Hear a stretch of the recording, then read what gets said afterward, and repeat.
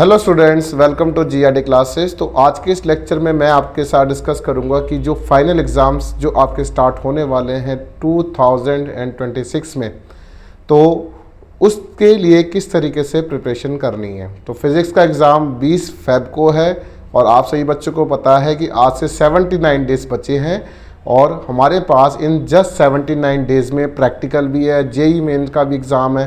तो उन सबको साइड में रखते हुए सीबीएसई का जो बैलेंस है वो ना बिगड़े आपसे, तो किस तरीके से हमें फोकस रहना है।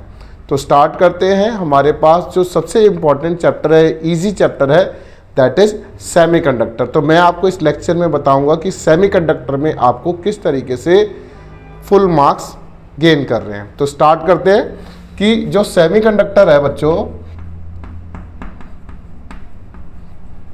उसकी वेटेज अराउंड 7 मार्क्स है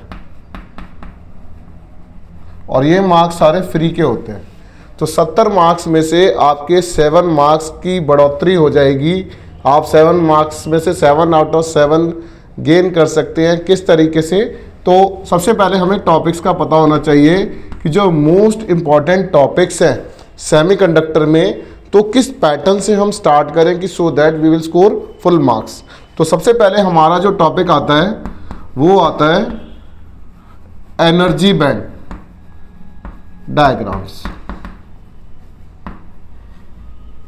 ठीक है, तो जो एनर्जी बैंड डायग्राम्स हैं, तो सबसे पहले हमें क्या करना है, जब भी हम सेमीकंडक्टर को स्टार्ट करेंगे पढ़ने के लिए, तो सबसे पहले टॉपिक जो हम स्टार्ट करेंगे that is energy band diagram से। तो हमें ड्रॉ करना आना चाहिए कि एनर्जी बैंड डायग्राम्स किस तरीके से ड्रॉ होते हैं। तो आपको सबसे पहले मेटल्स, फिर नॉन मेटल्स, फिर semiconductor,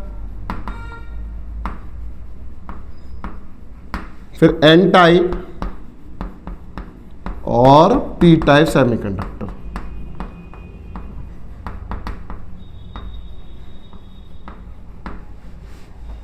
metal, non metal, semiconductor, N type और पी टाइप सेमीकंडक्टर का एनर्जी बैंड डायग्राम बनता है।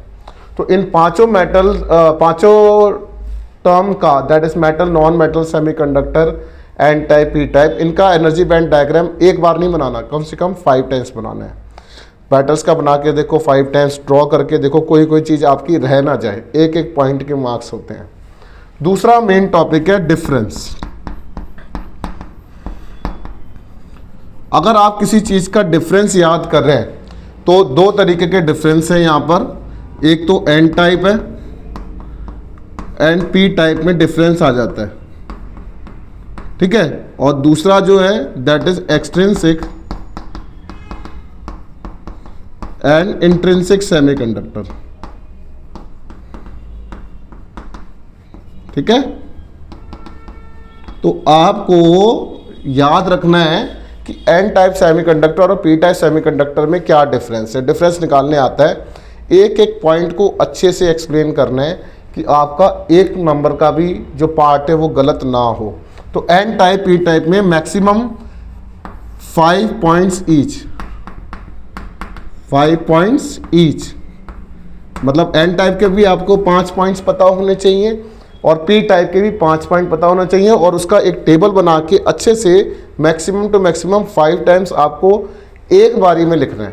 फिर एक दिन छोड़ के आपको 5 टाइम्स लिखना है, फिर एक दिन छोड़ के। तो ये with respect to time 79 days अगर आप आज से लगा रहे हैं तो आप 10 बारी प्रैक्टिस करते हैं 5 टाइम्स पर डे, तो मजाल है कि ये क्वेश्चन आपका कभी गलत हो जाए। ऐसे ही same for extrinsic and intrinsic type semiconductor के लिए करना है कि सो दैट आपका ये वाला पार्ट भी कभी गलत ना हो। तो ये हो गया आपका दूसरा बैंड। अब थर्ड है that is PN junction. PN junction में हमें 2-3 पार्ट्स का पता होना चाहिए। एक ड्रिफ्ट क्या होता है, एक डिफ्यूजन क्या होता है, बैरियर पोटेंशियल, ठीक है, फिर इसके स्ट्रक्चर, ठीक है, और इलेक्ट्रिक फील्ड की पता होना चाहिए, इलेक्ट्रिक फील्ड कहाँ कौन सी डायरेक्शन में ड्रॉ होगा, ठीक है, और पोटेंशियल की डायरेक्शन कौन सी होगी, और ये कैसे पोटेंशियल, ठीक है, पोटेंशियल बैरियर बनाते थे ना, तो इसका ग्राफ, तो ये सभी पार्ट पीएन जंक्शन का पार्ट है। तो इतना पार्ट आपको कम से कम 5 टाइम्स एक बारी में 5 बार, एक दिन में आप 5 बार अगर आप इसको बार बार लिखेंगे तो फिर एक दिन छोड़ के आपको फिर प्रैक्टिस करनी है, फिर एक दिन छोड़ के करनी है, तो ये 7 में से 7 नंबर आपके कहीं नहीं जाएंगे। इसके बाद अगर पीएन जंक्शन हो जाएगा तो फिर एक नेक्स्ट टॉपिक है, दैट इज, इसी में मैं लिखता हूँ, डिफरेंस के बीच में आ जाता है वो, that is forward and reverse biased, forward and reversed biased, 5 points each, और इसका स्ट्रक्चर, सर्किट डायग्राम, और इसी से रिलेटेड आपका न्यूमेरिकल भी आता है। न्यूमेरिकल आ सकता है बच्चों, केस स्टडी भी आ सकती है, कुछ नहीं पता कौन से चैप्टर से केस स्टडी आएगी फाइनली, तो अभी तो आपको क्या करना है, इससे रिलेटेड केस स्टडी भी प्रैक्टिस करनी है। एसएल अरोड़ा हो गया, प्रदीप की बुक हो गई, और सैम्पल पेपर हो गए, तो इसमें आपको इससे रिलेटेड एक केस स्टडी दे रखी होगी। तो रिक्वेस्ट है आपको यह वाला पार्ट फॉरवर्ड रिवर्स का ध्यान से न्यूमेरिकल के साथ कंप्लीट करना है। और इसके बाद आता है लास्ट रेक्टिफायर। रेक्टिफायर आपके 2 हैं, एक है फुल वेव, ये 3 मार्क्स का टॉपिक है आपका। 3 मार्क्स का टॉपिक कभी गलत नहीं होना चाहिए, रिक्वेस्ट है, ज़्यादा इसको फोकस करके जाइएगा। Full wave and this is half wave, half wave rectifier और एक फुल वेव रेक्टिफायर। कई बार एक नंबर में पूछ लिया जाता है या हाफ मार्क्स में आ जाता है कि अगर इनपुट फ्रिक्वेंसी 10 हर्ट्ज है तो फुल वेव रेक्टिफायर में आउटपुट फ्रिक्वेंसी कितनी होगी, या हाफ वेव रेक्टिफायर में आउटपुट फ्रिक्वेंसी क्या होगी।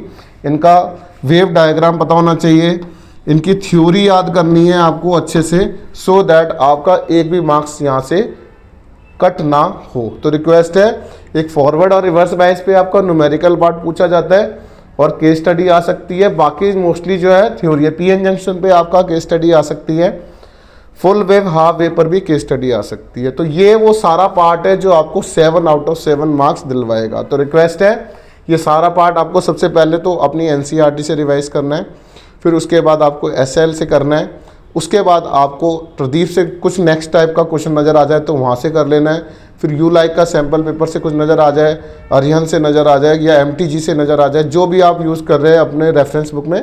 तो रिक्वेस्ट है आपको हर जगह से क्वेश्चन को फाइंड आउट करके प्रैक्टिस करनी है, ठीक है। तो आज के लिए आपको सेमीकंडक्टर में 7 आउट ऑफ 7 का टारगेट दिया जा रहा है कि प्लीज़ इसको ध्यान से कंप्लीट करिए। Thank you very much.